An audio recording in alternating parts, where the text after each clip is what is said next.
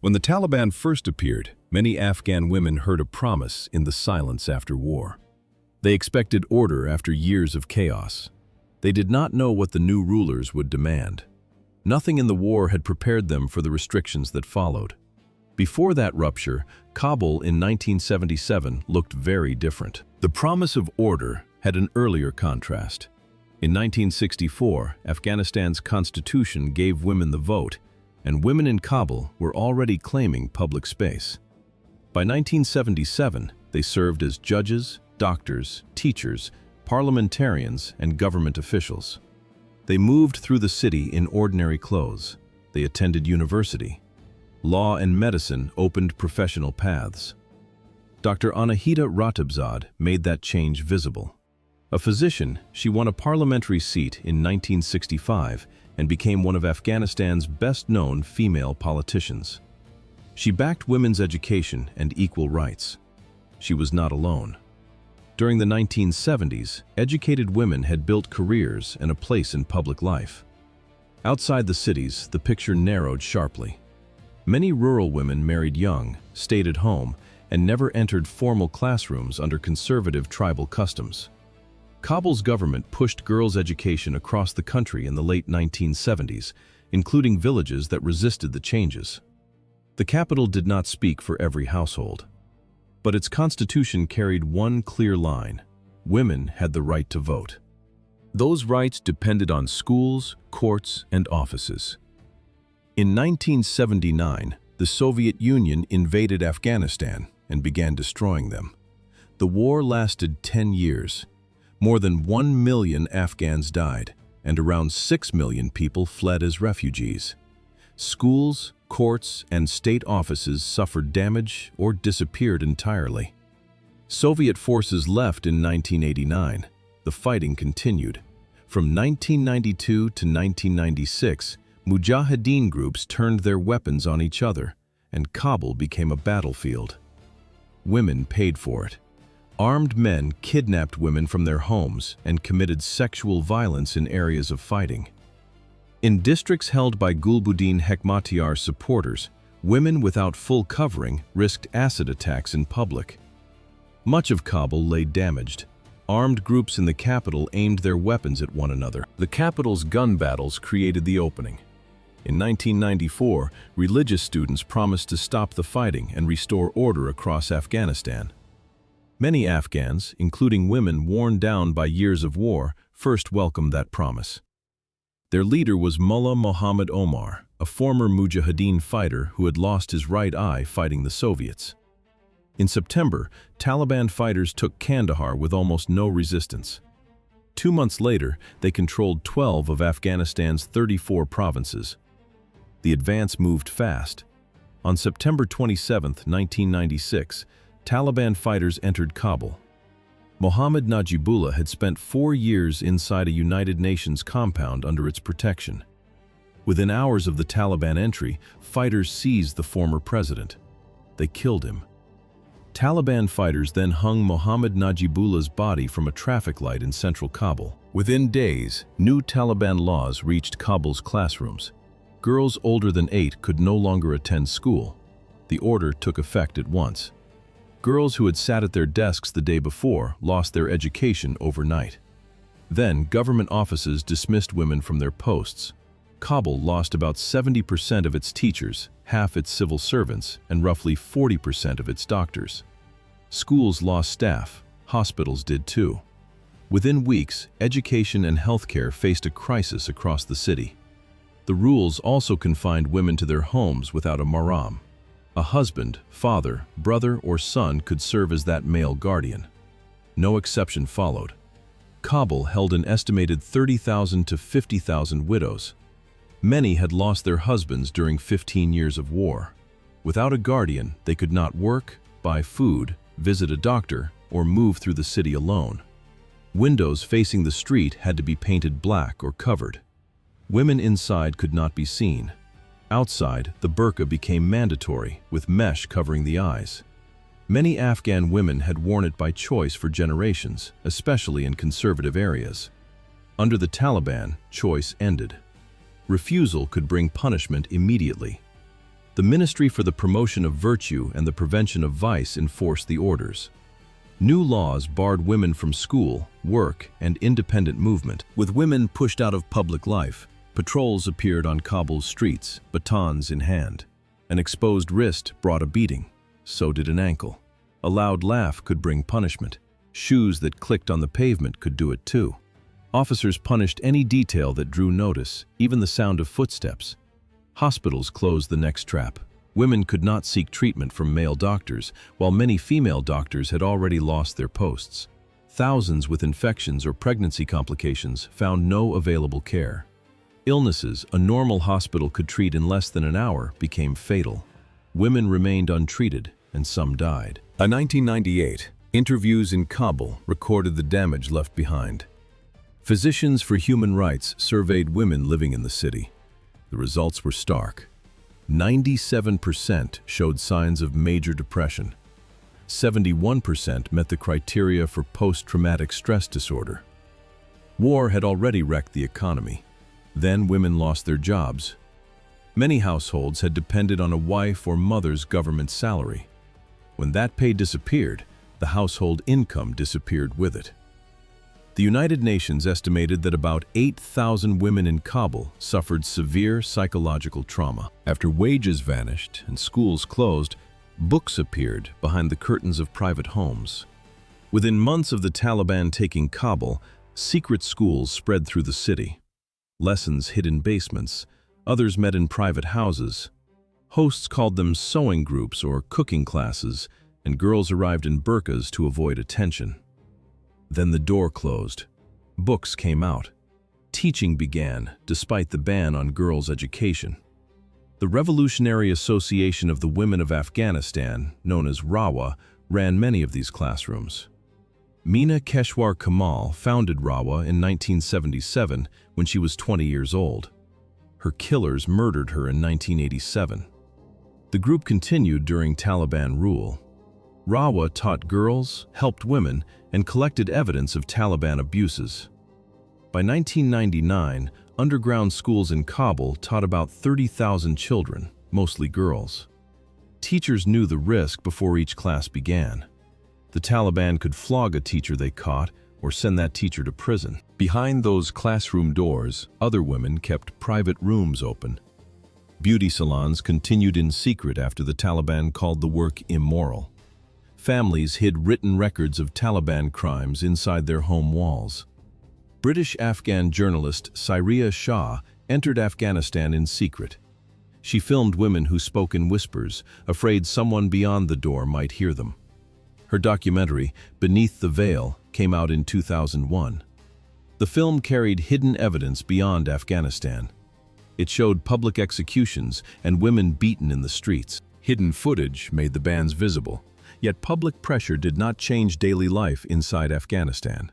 In 1997, the Clinton administration publicly condemned the Taliban's treatment of women.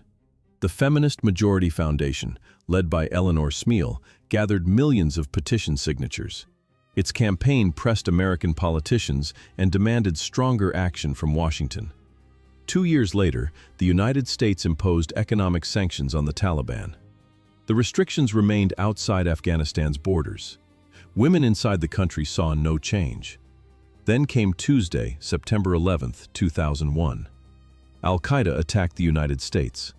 The Taliban refused to hand over Osama bin Laden, who had shelter in Afghanistan. That refusal shaped Washington's next move.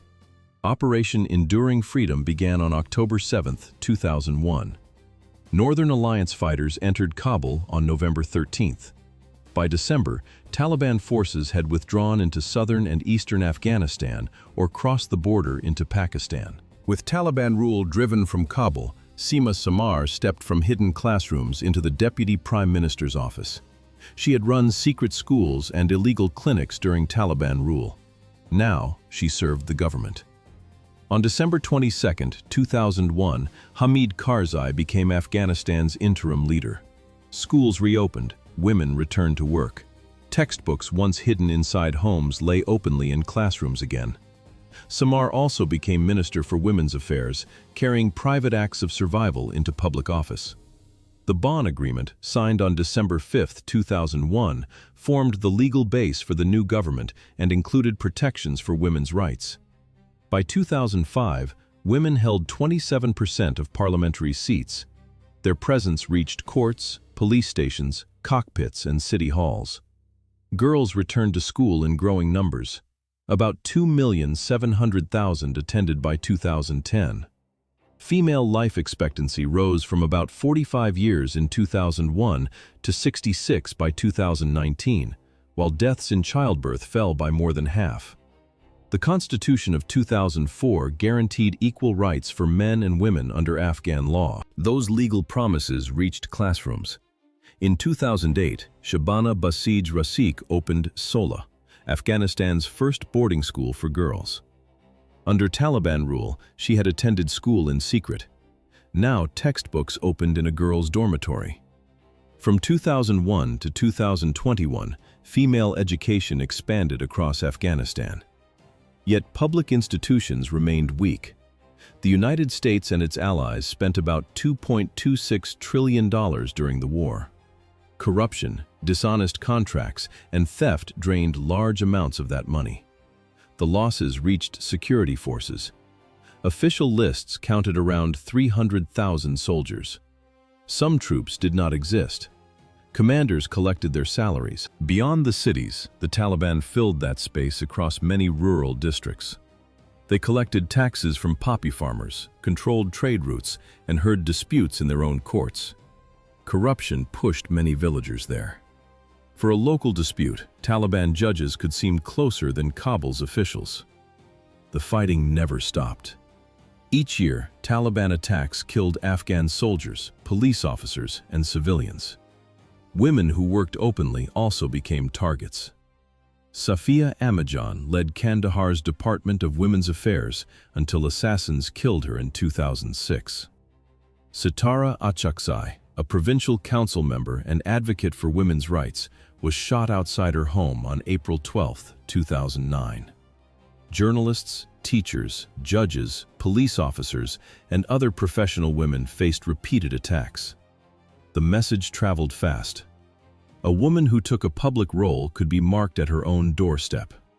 These attacks aimed to force women out of public life. While women faced threats outside their doors, Kabul had put protections into law. In 2009, the law on the elimination of violence against women outlawed child marriage and domestic violence. On paper, the ban was clear. Beyond the cities, enforcement often stopped before it reached a family home. Girls were still forced into marriage. Some families promised a girl to a much older man at 6 after receiving a bride price. Paper could not block that bargain. Yet many girls had gained a different daily life. By 2020, school felt ordinary, not dangerous. Some had never lived under Taliban rule. In 2018, Zarifa Ghaffari became mayor of Maidan Shar at 26. She survived 3 assassination attempts and returned to work. A United Nations report from 2016 recorded violence in the lives of 87% of Afghan women. Zarifa Ghaffari was 26 when she became mayor. 2 years later, men in Doha decided Afghanistan's future without her or other women at the table. On February 29, 2020, the United States and the Taliban signed their agreement in Doha, Qatar. The Afghan government had no seat in negotiations. Women's rights groups had none either. Washington promised to withdraw every American soldier. The Taliban promised not to shelter terrorist groups and to join peace talks with the Afghan government. Those talks began in Doha in September 2020. They produced almost nothing. The Taliban kept attacking Afghan government forces, saying their ceasefire covered only American troops. In April 2021, President Joe Biden confirmed that all American troops would leave by September. Taliban fighters then captured districts across Afghanistan during May and June. American intelligence expected the government to last from 6 months to 2 years after the withdrawal. Kabul fell on Sunday, August 15, 2021, less than 4 months later. Ashraf Ghani left Afghanistan by helicopter. Within hours, the Afghan government ceased to exist. With the government gone, women began erasing evidence before dawn. University degrees went into fires. Photographs of them at work were destroyed. Records disappeared from phones and computers. During the night, paint covered beauty salon signs. Activists called anyone who could arrange an escape. Zarifa Ghaffari left Afghanistan on August 18th. Most women had no connections, paperwork, or time to reach safety. At Kabul airport, tens of thousands pressed toward the gates. At least 7 people died in the crush. Some tried to cling to American military aircraft, then fell as the planes departed. The footage spread worldwide within hours. From August 14th to August 30th, the United States-led evacuation flew about 123,000 people out of Afghanistan. An unknown number of people who needed to leave remained in the country. Those who remained faced the new authorities almost at once. After the Taliban took Kabul in August 2021, Zabihullah Mujahid spoke on August 17th. He said women could work and study within Islamic law. Days later, women arriving at government offices received another order: go home, stay there until further notice. The promise ended at a closed door. On September 7th, the Taliban announced a new government. No woman held a cabinet position. The Ministry of Women's Affairs disappeared. The Taliban restored the Ministry for the Promotion of Virtue and the Prevention of Vice, whose morality police had enforced their rules during the 1990s. After women vanished from the cabinet, the next order reached school gates. On September 17th, schools reopened across much of Afghanistan. Boys returned. Girls above 6th grade were told to wait. Families waited for months. March 23, 2022 was named as the return date. That morning, thousands of girls and teachers arrived. The gates were locked. Overnight, Hibatullah Akhundzada canceled the reopening. He ruled mainly from Kandahar. Some Taliban leaders supported reopening. His decision overruled them. That decision reached beyond the school gates. On December 20, 2022, the Taliban barred women from Afghan universities, ending the studies of thousands already pursuing degrees. University officials told female students that their education would stop. A degree already in progress could no longer continue. The order carried another threat. When women failed Taliban requirements, the authorities could also bar male students from classes. The rule pressed men and their families to enforce restrictions imposed on women. Later that month, the Taliban barred women from jobs with non-governmental organizations. These organizations employed thousands of Afghan women. Under gender separation, female aid workers were often the only staff who could meet women needing food, medical care, and other assistance. December's orders removed women from university classrooms and from aid work. In April 2023, the Taliban extended the work ban to Afghan women employed by the United Nations. Aid operations faltered. The UN estimated that 28.3 million Afghans depended on humanitarian assistance. The restrictions kept widening. Women could not enter parks, gyms, or beauty salons. Female voices disappeared from radio broadcasts. In Kabul, women still protested during August and September 2021. Taliban members beat, arrested, or took them away. Women who escaped after August 2021 now speak from Europe, North America, and Gulf countries.